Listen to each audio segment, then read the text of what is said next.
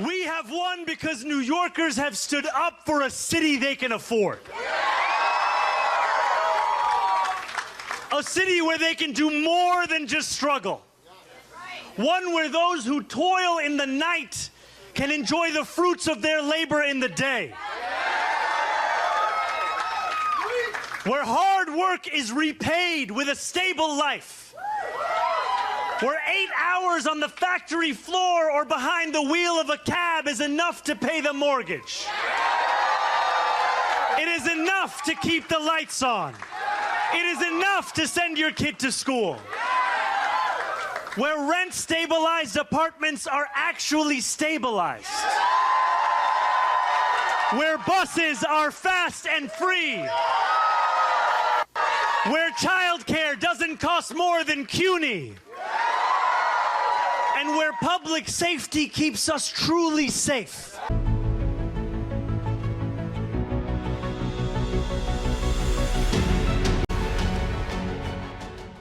Welcome to Khanversations. I'm Muqtedar Khan, your host, and today we are going to talk to two CEOs. We are going to talk to Salam al-Marayati, who is the founder president of Muslim Public Affairs Council, an important think tank / advocacy group. Basically, it's one of the founding, shall we say, fathers of Muslim activism in North America.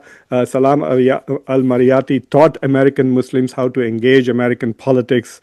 I consider him my elder brother in this field, and we have been working on it for literally decades. And I also have with me Wael Alzayat, who is the CEO of one of the biggest, perhaps the biggest Muslim public action committee, MPAC, or an organization that mobilizes Muslim voters and brings American Muslim perspectives to the mainstream. He has worked in the State Department for 10 years in the Middle East section, which is a very interesting experience. I think so. Salam and I have been outside looking in that particular direction, while Wael has been inside in that position. So we will talk. What we are going to do today is we are going to talk about this phenomena suddenly that has happened in American politics. Zohran Mamdani, who has won the New York mayor's primary for the Democratic Party, and so we are going to discuss as to why a mayoral election, it's not even a full election at the moment, it's essentially a primary for one of the two American parties. Why is it attracting global attention? There was wall-to-wall coverage in India. Apparently, I was on panels which were discussing European perspectives and reactions to Mamdani's election, and obviously the United States, even the president has felt the need to pipe in. So we'll talk about essentially Mamdani's campaign, and what does it also say about Muslims in the public sphere, because what it has done is, while there have been so many accusations of anti-Semitism being leveled at Mamdani, what people don't seem to be notice is that there has been a surge in Islamophobia as a result of Mamdani's election, and we will talk about that also. So both of you, welcome to Khanversations. Thank you. So I'm going to begin with Salam, and so basically I will go Salam, Wael, Salam, Wael, in that order. So my first question is simple. What is your immediate reaction? I'm sure you must have followed the campaign. My family was just flooding my inbox with all of Zohran's videos, his social media activities, etc. So we knew that there was a momentum, there was a groundswell and excitement taking place. But when he eventually won, I mean, I was looking at the polls. They said Kumo was leading by 20%, even like 10 days or a week before the actual primaries. So, Salam, how did you react, and why do you think this is such an important development? I think we were all surprised, and it was a major shift in electoral politics, because usually anytime somebody uses the Israel litmus test on a candidate like Cuomo tried to do on Mamdani, that usually wins. That usually goes to Cuomo's favor. And this is one of those times it did not work. And I think that's the major lesson here, is that there's a shift in the electoral landscape, in the voting landscape, really, when it comes down to it. That messaging doesn't work anymore. And it goes to the credit, really, of Zohran Mamdani himself. I think he's one of those ideal candidates who has a strong message, is charismatic himself, is highly intelligent, knows how to connect people, knows how to use media. So he's very difficult to knock down. And each time Cuomo tried to land a jab at him or a knockout punch, it backfired. And one of those moments was the candidate forum, when they were asked, which foreign country will you visit first as mayor? And each of them said, I'll go to Israel. And one said, I'll go to Israel, I'll go to Ukraine. And Mamdani said, I'm going to stay here in New York because I'm going to fight for New Yorkers, which was really the best answer, because you're a mayor, you're not doing foreign policy. And everybody, including Cuomo, piled on him for saying that, and it did not work.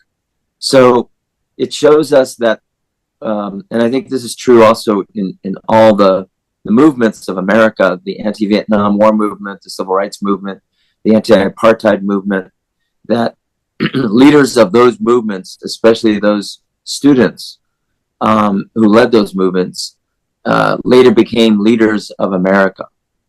And I believe Mamdani, even though he wasn't involved in the campus movement himself, he's representative of the movement now shifting from just the campuses now to the general political arena. And I thought, I was anticipating this was going to happen, but not for another 5 to 10 years. So it's very, very early to our surprise. But those are just some of the general reactions we had when we saw that he had won the primary election. While, what was your reaction? And I think your organization was also working with him on the ground, isn't it? Yeah, and thanks for having me. And always great to be with my friend Salam and Wael, who's just an awesome individual and obviously a leader in this space. Yeah, the Emgage organizing team was in New York City, knocking on doors, making phone calls. And, even the last weekend before the election was a very hot weekend. And I'm just so proud of the team and everyone that organized for Zohran. We were very hopeful going into the election nights, but obviously it would have been an upset. And we were, just hoping for a good showing. But if he won, we knew we were on something historic here. And he did. So, we have been ecstatic. I've been ecstatic. A lot of New Yorkers are ecstatic. He built a movement, and you could see that groundswell over time build up. Salam mentioned the candidate forum, and his answer regarding which country he would visit. And he had other moments like that. And he just kept knocking it out of the park. But also, you saw New Yorkers coming together, particularly seeing a Muslim brown man, and the entire city just rallying behind him, including Jewish Americans. Visit by a mayor of New York is always considered significant. Where would you go first, Mr. Cuomo? Given the hostility and the anti-Semitism that has been shown in New York, I would go to Israel. Mr. Tilson, where would you go? Yeah, I'd make my 4th trip to Israel, followed by my 5th trip to Ukraine, 2 of our greatest allies fighting on the front lines of the global war on terror. Mr. Mamdani. I would stay in New York City. My plans are to address New Yorkers across the 5 boroughs and focus on that. Mr. Mamdani, can I just jump in? Would you visit Israel as mayor? I will be doing, as the mayor, I'll be standing up for Jewish New Yorkers, and I'll be meeting them wherever they are across the 5 boroughs, whether that's in their synagogues and temples or at their homes or at the subway platform, because ultimately we need to focus on delivering on their concerns. And just yes or no, do you believe in a Jewish state of Israel? I believe Israel has the right to exist. Not as a Jewish state? No, as a state with equal rights. Who rejected the, politics of divisiveness. And that it's quite insulting to assume that just because somebody is of a particular faith, that they're inherently going to be a threat to other people of faith. And you saw a lot of young people turn out for his organizing. Really, this was honestly, it reminded me of the Obama campaign, of a lot of folks stepping up, talking to other folks, knocking on doors, building relationships. It's relational organizing. And he saw some incredible organizers in the space out there, not just Emgage, other organizations, other groups coming together, other allies. We collaborated with the Working Families Party for some of the work that we did up there. And we're going to do this until November.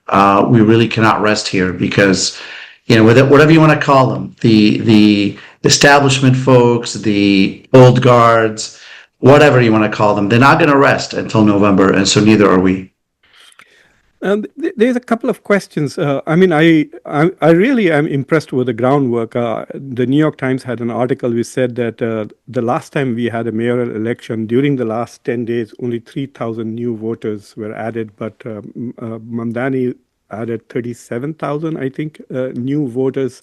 So he did expand the voter base. He went to Little Bangladesh and he motivated a lot of Muslims to register to vote.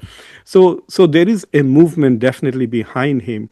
But let me play a little of a devil's advocate and say that I'm a bit upset with that. I've been a lifelong Democrat, but right now, since Joe Biden's Gaza policies, I've been very upset with the establishment of the Democratic Party.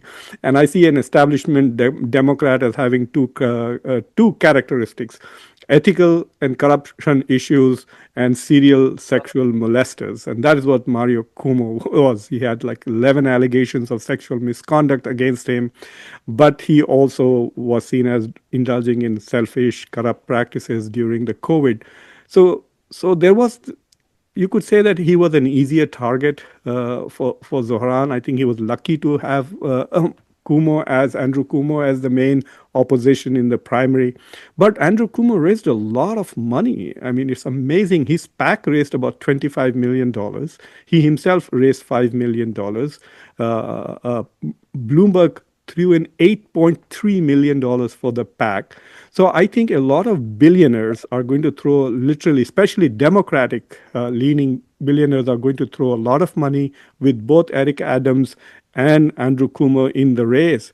So could you just enlighten us as to what the scene is with the money? And also, how does two independent Democrats in the race impact the final election? Would the Republican win because of this? Well, we're going to wait and see, really. It's possibly, problematic in the sense that it's just going to force this race to go to November in a real sense, in terms of, as I mentioned, the organizing, the spending, the advertising. But look, New Yorkers have essentially spoken. He won by a large margin during the primary. I think it would be a waste, honestly, of effort, time, and energy and money on any Democrat to be challenging Mr. Mamdani. But if they do, sure, I think there's a possibility that they will draw some votes from the Democratic side and help the other side. But look, I think the way he brought people together, especially young voters, actual New Yorkers who are worried about their, cost of living. I mean, that's his biggest thing, right? Is reducing the cost of living in New York. And most New Yorkers can get behind that, and obviously did. And so I think the key for him, and you see him doing this, is essentially take the high road, continue to push a positive affirmative message, talk about his agenda of lowering cost, of providing, free transportation and affordable food and affordable or even free child care for children up to 5. And that's the agenda people are going to get behind. And us as a supporting organization and other groups are going to just amplify that. And we're going to push that as well. But yeah, it's disappointing, but it's not surprising to see the entrenched interest. I'm not even going to call it established Democrats. It's just entrenched interests in New York and elsewhere in this whole country that are going to come together and hold on for dear life to maintain control of America's largest city. This is a huge deal here. And look, I'm sure we're going to talk about the attacks against him for being Muslim or for being an immigrant. But essentially what's happening here, this is a class struggle too for America. That's why you see people of all colors coming behind him, including wealthy Americans, saying, look, as wealthy New Yorkers, it's fair for us to pay our share here. And we got to take care of those who are less fortunate. In fact, the working poor that just cannot afford to have a normal middle-class life anymore. And that's what he's doing to unify people. And I think ultimately, inshallah, it will prevail in spite of these efforts and in spite of the hate that we're seeing. Salam, I mean, you're familiar with most of these characters. I mean, to me, it was very disappointing to see that neither did Schumer, who is a Senate Majority Leader, Democrat, Hakeem Jeffries, the leader in the Congress, the governor of New York, who is also a Democrat, and also the other senator. I mean, she even accused him, I'm talking of Gillibrand, she even accused him of making statements which he actually did not make. So there is an antipathy from the leading Democrats. They are either reluctant to stand with him, or they are willing to take pot shots at him, essentially to please the pro-Israeli lobby, because New York apparently used to be the heartthrob of pro-Israel politics. So how do you see this? We have this bizarre situation of Republicans loving his answer, especially from the MAGA crowd, Tucker Carlson and Marjorie Taylor Greene. They seem to love his answer about staying in New York and not going to Israel or Ukraine. That guy was the only person in the New York City mayor's debate to say he wanted to focus on New York City. All the candidates were asked, if you could visit a foreign country, what would it be? And they all, of course, all had an answer. I think most said Israel. Great. And he said, I wouldn't go anywhere. I'd stay in New York. And if I want to meet Jewish constituents, I'd go to their synagogues, their homes, or whatever. But I'd be here in New York because that's what I'm doing. I'm running New York. That's my job. Well, he gave the right answer. He gave the right answer. The Holy Land. Go to Israel. Fourth trip to Israel. First trip to Israel. Mr. Mamdani. I would stay in New York City. My plans are to address New Yorkers across the 5 boroughs and focus on that. Because that is America first. So we have this situation where MAGA crowd loves one of his answers while they hate everything about him. And then you have the establishment Democrats who have an opportunity to win back the working class, right? Zohran can be the vehicle for Democrats to go back to their roots, and they are not taking it. Exactly right. And as Wael has said, this is really a struggle not between Muslim and Jew, and not between the Democrats and Republicans. This is really an issue of class. And as Bill Clinton used to say, it's the economy, stupid. And Zohran Mamdani has tapped into that frustration and anxiety of, that's within the American public, that we cannot afford, our children cannot afford to live where we live anymore. I'm from Los Angeles. It's the same problem as New York. My children cannot afford to buy a house in the city of Los Angeles. Government is made for the billionaires. It's not made for the people. And Zohran Mamdani has a message that is bringing government back to the people. And we can criticize, his economic policies. They can criticize it all they want. But the fact is, this is what the working class needs. And Mamdani is offering the antidote to what Trump has been saying all along. Trump claims to be the president for the working class. Yet he's doing everything except help the working class, especially in this the big bill that that they're talking about. Beautiful bill. I didn't want to use that adjective. I was going to say something else. But in many ways, I think this election, it's David slaying Goliath. Mamdani is slayed the monster within the Democratic Party. And if the Democratic leadership does not heed that call, they will become extinct. They do not have a winning formula. They're going to keep running out the same people with the same dry message. And it's just about, corporate interests. It's not about the people's interests. Whereas the Democratic Party is supposed to be the party of the people. That's, the party of all ethnicities and all races and all faiths. That's the ideals of the Democratic Party. And he's bringing that. I mean, his victory represented that.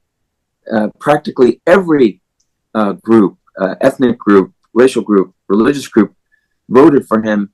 And as Wallace said, and I think you said also, Muqtedar, he brought new voters in. The reason why Hillary Clinton and Kamala Harris lost is because they could not generate that enthusiasm, and a lot of people sat out the election. So he is galvanizing the base. And here's your answer. And the Democratic leadership is saying, no, we don't want to go there because of corporate interests or pro-Israel interests or whatever other interests they're talking about.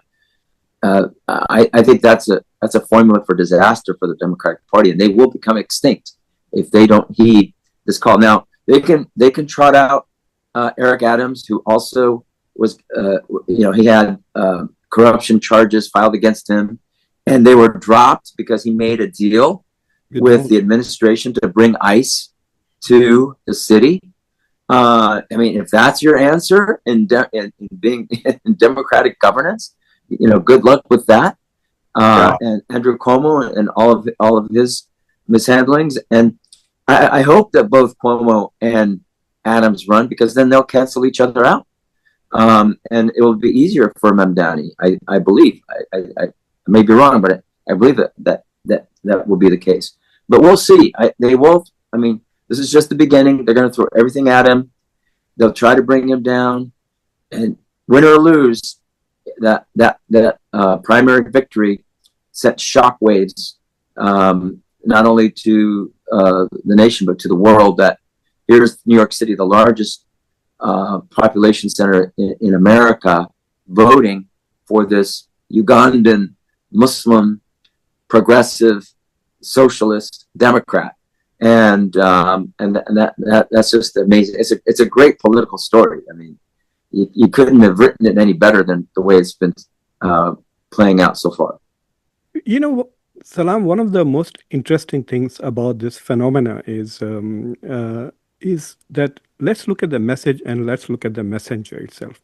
So the messenger there's something spectacular about the messenger, which is attracting a lot of attention. He's been a U.S. citizen only for 7 years at a time when people are being deported, and there's so much of anti-immigrant sentiment in the country.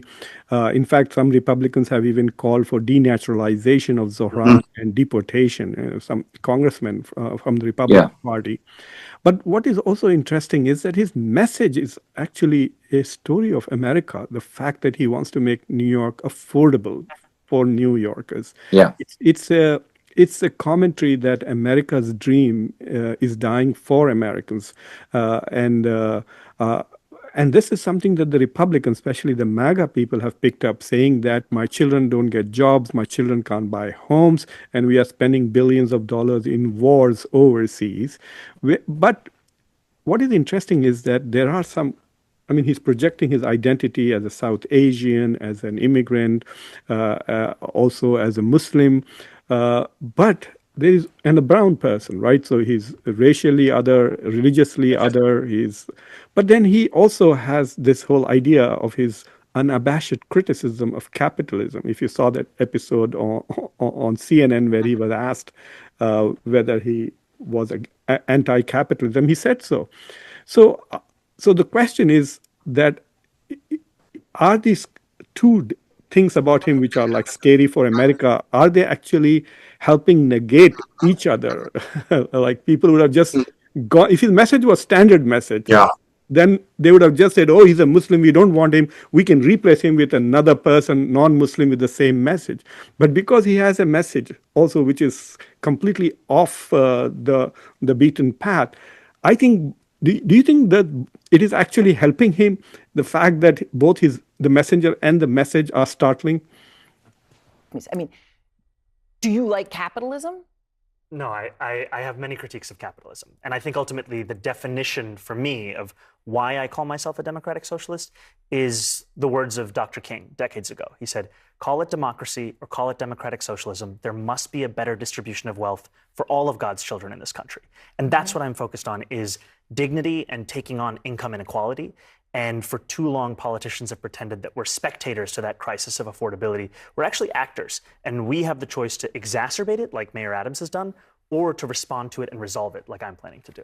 Okay. So, for people who say that America was built on, and a lot of immigrants, and obviously you speak from an immigrant. Yeah. Yeah, go ahead. Yeah. No. Who do you want to respond? Yeah, you go ahead, Wael. You probably can answer that question. Yeah. The short answer is yes. He is obviously he's a generational figure. He's a very special individual, obviously, mashallah, as we say. I'm feeling like such an, underachiever these days. This is incredible. Yeah. It's incredible to watch, and it's beautiful to see, and it gives you hope, really. Think about it. We are in Trump's America, where students who may have written an op-ed critical of Israel or marched for Palestinian freedom are getting nabbed by ICE, maybe, threatened with deportation. It's where everybody last election said Palestine didn't matter. We got too woke, and we got to go back to the center, where everybody was saying, quite frankly, I've heard it, like, God, Democrats need to run a white man next time, and they're going to win. And you have a guy named Zohran Mamdani, Muslim from Uganda, as Salam said, who is supportive of Palestinian rights, is critical of unabashed capitalism, wants to support and help the poor and the middle class of New York, was essentially America. And it's a winning message. And so whatever people thought they learned from the last election, they need to rethink it and relearn it one more time. What happened is that people are looking for hope. They're looking to be inspired. And they're still looking for decency, by the way. They are. I think a lot of the decent folks that stayed home last year, we know why they did, because what was happening in Gaza, or people who did not see that capitalism was working for them, or that only the rich get to skip a few steps in life and do what they want to do while everyone else toils for peanuts. And so he tapped into that, and a lot of people responded. And yes, he's very social media savvy. And yes, New York is a liberal city. So I think we need to also remember that there are some things at play here. And it's a question, like, would this work in Kansas? It remains to be seen. But I'll tell you what, I think he is giving people hope. And the Democratic Party has a golden opportunity on its hand here to really, rather than be afraid and to reflexively want to push back because it's something unfamiliar to them, that they understand how this happened, why someone like him won, and how can they replicate it elsewhere. They don't need democratic socialists everywhere. Forget the labels. Look at the content. Look at the substance. What was he talking about? What is he pushing for? What is he seeking? That's the message. And that's what people are responding for. This is the best experiment you could have before the midterms and before the 28th presidential campaign. He's given it to them right now. They don't have to go and pay all these strategists and expensive pollsters. And he's done it. Take it, replicate it. Obviously, every area is different, but it's phenomenal. And so I think right here, right now, for us, there's hope and renewed energy to fight again. Because quite frankly, I'll tell you personally, and even a lot of my staff, and I think our community has been very tired. And the only thing that keeps you going when you're tired is hope. That's well said, Wael. But I was looking at his message. It is very, very important, and it's not that bizarre as people are trying to make out. So, for example, his suggestion of having free buses for everybody in New York City. Kansas City has free public transportation. I Googled it, and there are so many cities in Europe and all over the world which have free transportation. I think New Mexico also has free public transportation. So it's not even unusual for the United States. There are food deserts desert regions in New York City. So bringing in government groceries, why should it be shocking? It's like providing relief in an emergency situation.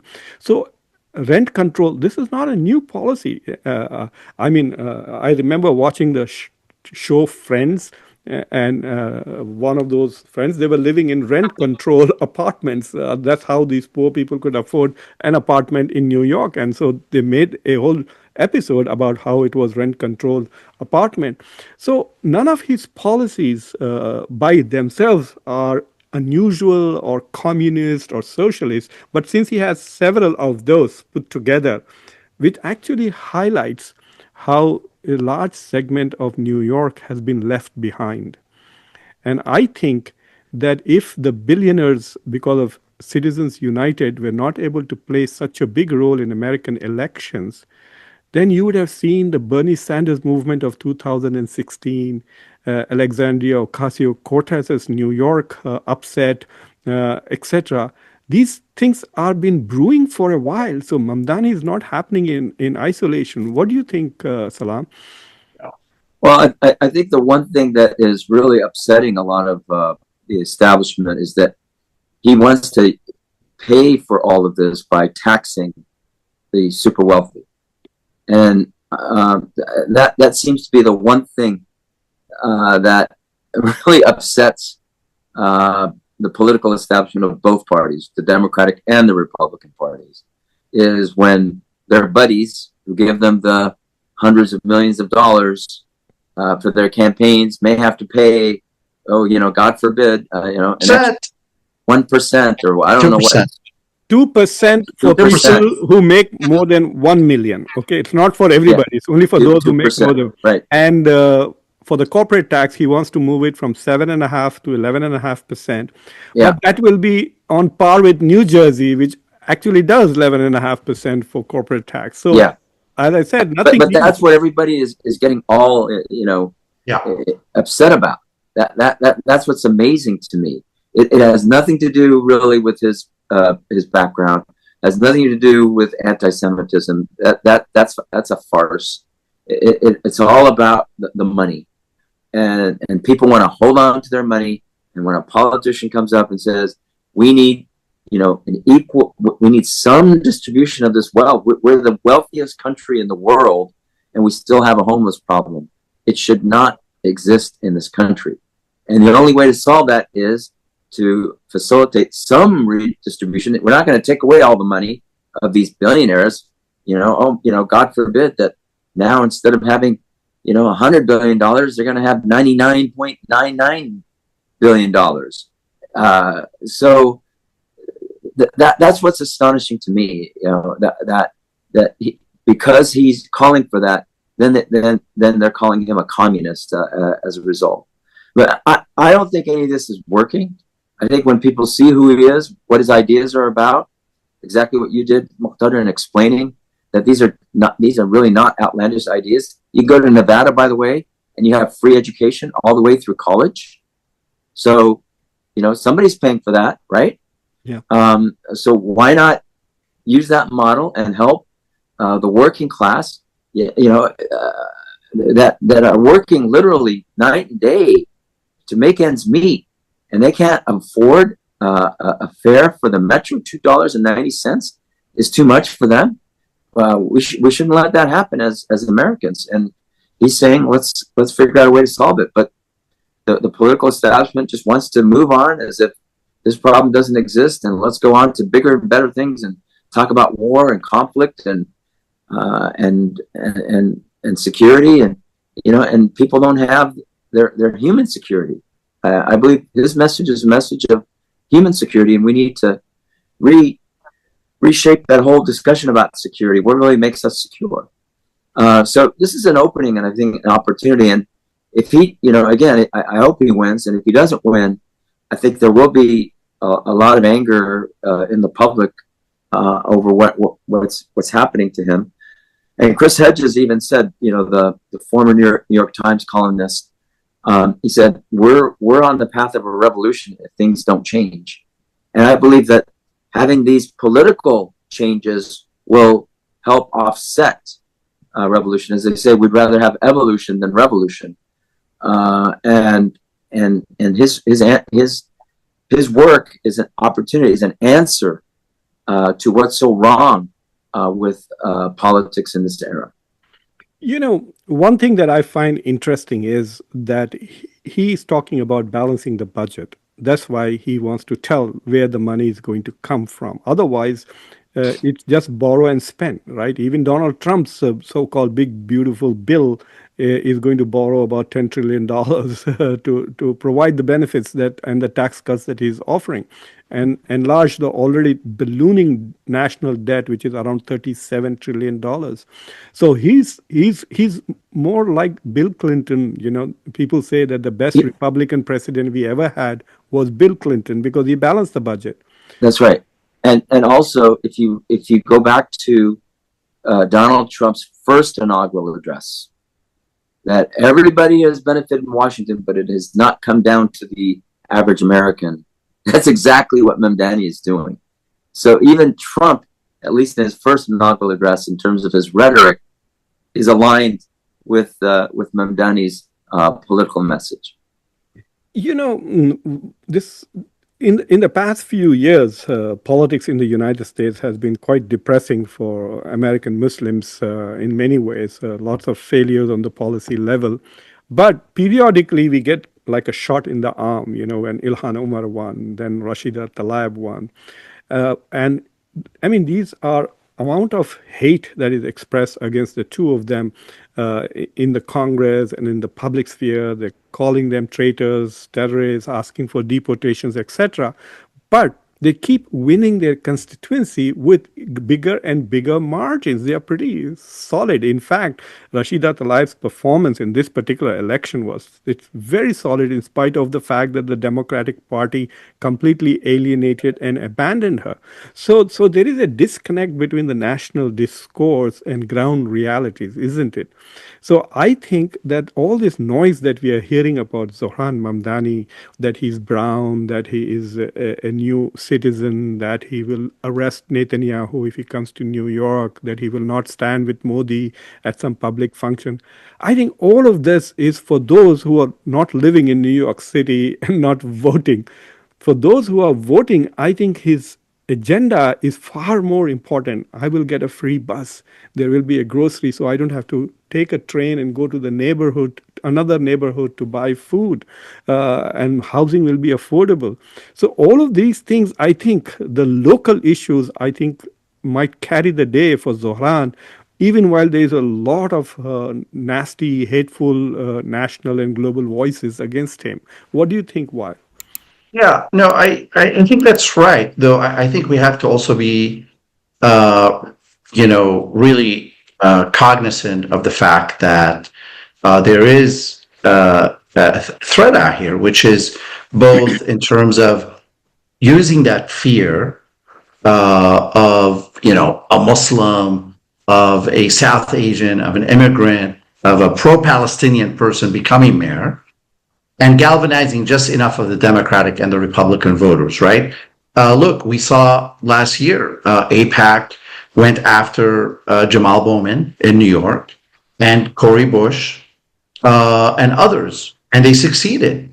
Money, at the end of the day, speaks in American politics, right? And the massive spending that we're seeing here in both primaries and in general elections by super PACs is really a game changer in many ways. So there is a danger here that if you see a lot of spending and just enough folks are scared enough, you can see something happen here that we want to avoid, obviously, and we hope it doesn't. Which is why we got to just be vigilant and stay committed to turning out the voters, educating voters, pushing back against disinformation, pushing back against, anti-Muslim bigotry. What you're seeing right now is this reflexive Islamophobia that's manifesting itself, including by some Democrats who, honestly, some of them may not have even heard exactly what Zohran has said or what his exact views are on some issues, but they just heard that, oh my God, he said this, and they just repeat it. Because that's what racism and biases is. You don't go and do your own due diligence. You hear something and it's called confirmation bias. You're already biased. You hear something, oh, this guy said something about, Jewish Americans. Oh, he's Muslim and he's brown and he's pro-Palestinian. Well, he must be anti-Semitic. And that's complete BS, of course, right? They're not even verifying what's been said. They're using stuff that's out of context or even fabricated. And so it's sad to see that, over 20 years after 9/11, we're still dealing with this stuff. Yes, you mentioned Congresswoman Ilhan Omar, who has been on the receiving end because she's a hijabi, black, Muslim woman. But also, I think, in addition to our argument that there's a class struggle happening here that I believe in, you cannot minimize two additional things. One, that there are forces in American politics cannot handle seeing, successful Muslim politicians or policymakers in positions of power. It's a real issue for them. And the other one is anyone who's speaking in a humane way about Palestinian rights, even when they are condemning October 7th and saying they're here to protect Jewish Americans and they're here to fight against anti-Semitism. It's almost, if you're a Muslim, you have to prove that first. And he's done all of that, and it's still not enough, because how dare he speak for Palestinian freedom as a future mayor of New York? And that's the culture he's changing, and it is changing. Salam mentioned it's changing. It is changing, and I don't think we need to wait 5 years. I think America is seeing what's happening here, and he's doing is he's speaking what they're already thinking. Salam, there are two things. In terms of, say, suggesting or giving advice to Mamdani, to Zohran, should there be more attention on his policy agenda rather than his identity issues, right? Because so he's in a trap. Like, for example, the question I heard that he said that he would arrest Netanyahu if he came to New York. And then when I'm going to show that short clip in this video, when I actually went to look for it, I was surprised that question was asked by Mehdi Hassan. And Mayor Mamdani, would you welcome Prime Minister Netanyahu to New York City for whatever he comes for, given the US is not a signatory to the ICC, so he can travel to the US, unlike a lot of other countries. Would a Mayor Mamdani welcome Benjamin Netanyahu to the city? No. As mayor, New York City would arrest Benjamin Netanyahu. This is a city that our values are in line with international law. It's time that our actions are also. So I realize that some of these comments that he's making with internet are to galvanize his natural base of immigrants, South Asians, people from the global South who live in New York, and even Muslims. So he needs to be doing that. Otherwise, he might not be able to raise money from these people because he's getting small donations from a large number of people. The biggest donation he's got is from somebody called David Hodge, which is about $300,000, whereas Bloomberg gave $8.3 million for Kumo. So where do you think this is? Like, while his identity will help him also with the electorate in the New York City, it's going to scare the hell out of a lot of people outside New York with deep pockets. But his agenda is also very important for his electorate. So how does he go about doing this? Well, I don't think that he's pushing his identity. I think he is pushing his policies. And every time he is interviewed, he goes right to the issue. Too many New Yorkers, and Americans for that matter, are working 8 hours and then still feeling like they haven't made enough money to keep living in the city they call home. And ultimately, what I'm focused on is making the city affordable for everyone. He doesn't say that, because I'm a brown Muslim, you should vote for me. He's saying, because I want to make life for every New Yorker affordable. And I want to stop the widening of between the haves and the have-nots in his city. That's what's resonating. And if he's asked about technical issues like Benjamin Netanyahu, to me, that's really a moral obligation of every American. Is if somebody's indicted by the International Criminal Court, they should go on trial. Whether if they're a Muslim or Jew or Christian, doesn't matter. if we believe in international law, if we want the world to be governed by the rule of law, then we, the United States, should be at the forefront of implementing and abiding by the rule of law. If we don't care about international law, then no wonder there's going to be more rogue state behavior in the world, because we're allowing it. We're enabling Israel to be that rogue state right now, and Israel has killed more civilians than any terrorist group has done in the last 2 years, and they kill people waiting for food who are starving. I mean, it's just mind-boggling that people are shifting the lens from the real danger and the real threats to civilization, which is Israel's behavior, and going to a political arena and claiming that Mamdani is this big threat to civilization.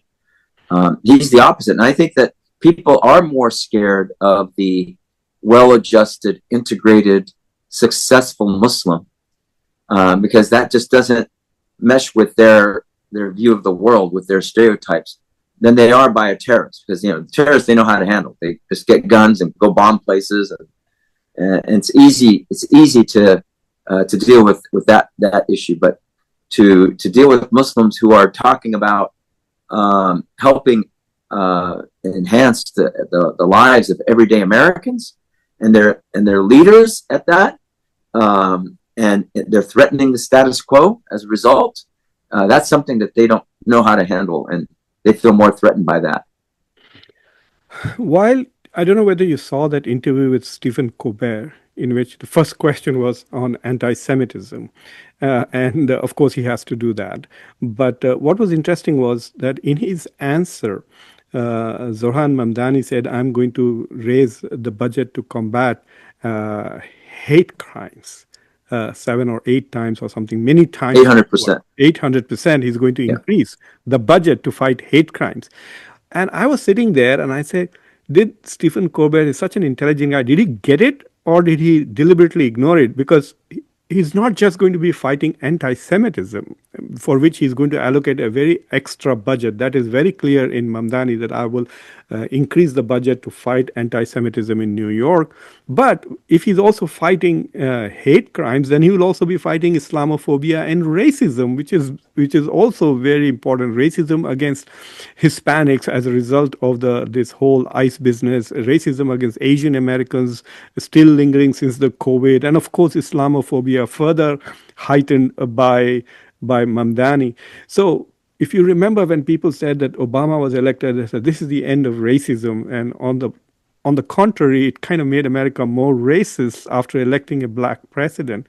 So my question to you, Wael, and then to Salam, is this election, regardless of what happens in November, and inshallah Mamdani will win. I have a lot of respect for his father and also his mom, who I've seen many movies made by Mira Nair. But if he wins, will this also increase Islamophobia in this country? While you're muted, I think. While you're, yeah. So, yeah, I hope not. It might. We'll find out. But, you mentioned Obama, and I think when you have such historic gains, it's very, it's not surprising that you see a backlash by whatever it is, whether it is white supremacy or far right pro-Israel interests, corporate interests, entrenched interests, political interests. You're going to see that, right? Because they're trying to hold on for their lives to, they're holding on to what they had before. And I think it will engender a certain response from, the Islamophobia industry.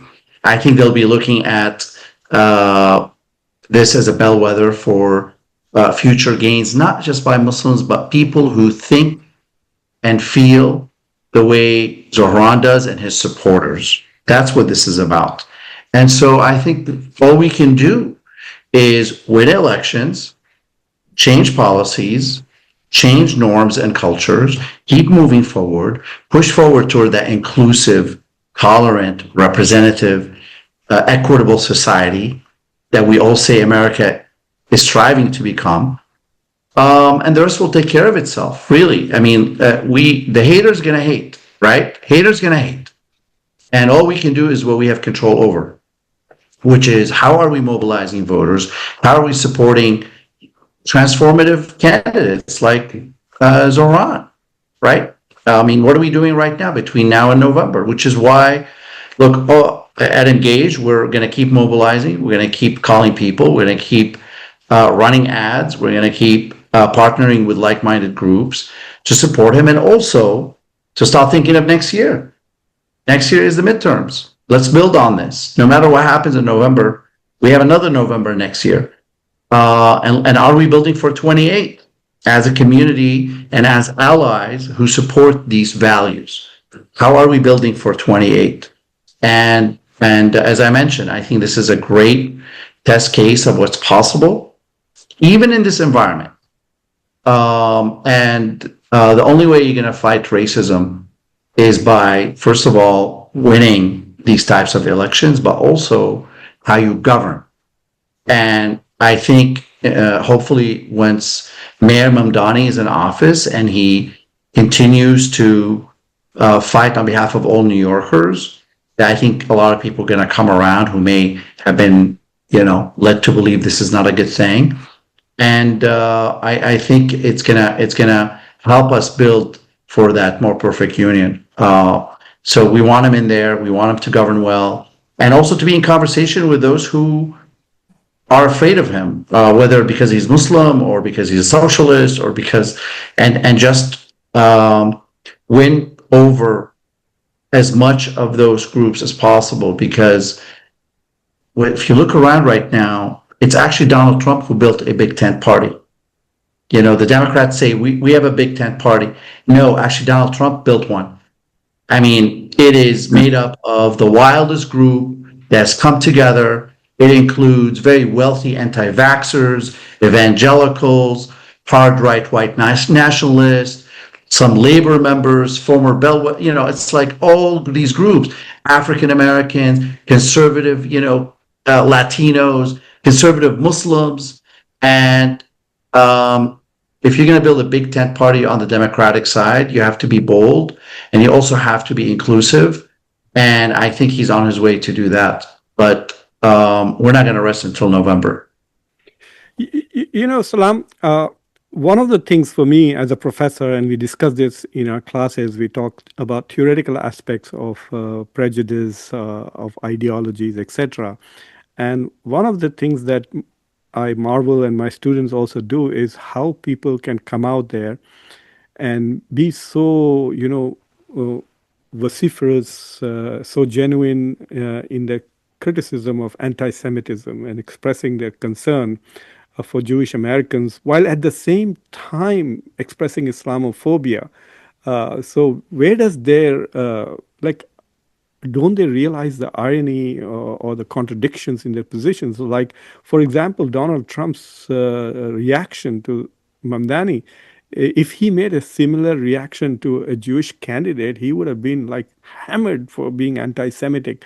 Right. He used the word Muslim as a slur. There's no doubt about it. Even people who are on CNN are saying he's a Muslim as if it's automatically something negative, something that needs to be feared.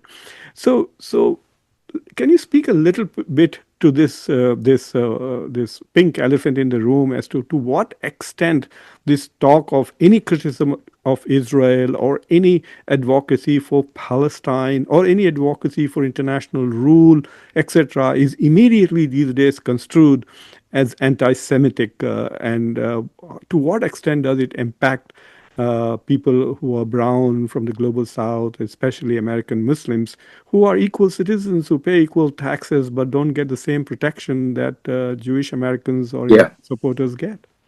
Yeah, I mean, immediately, Zohran Mamdani is being called a jihadist.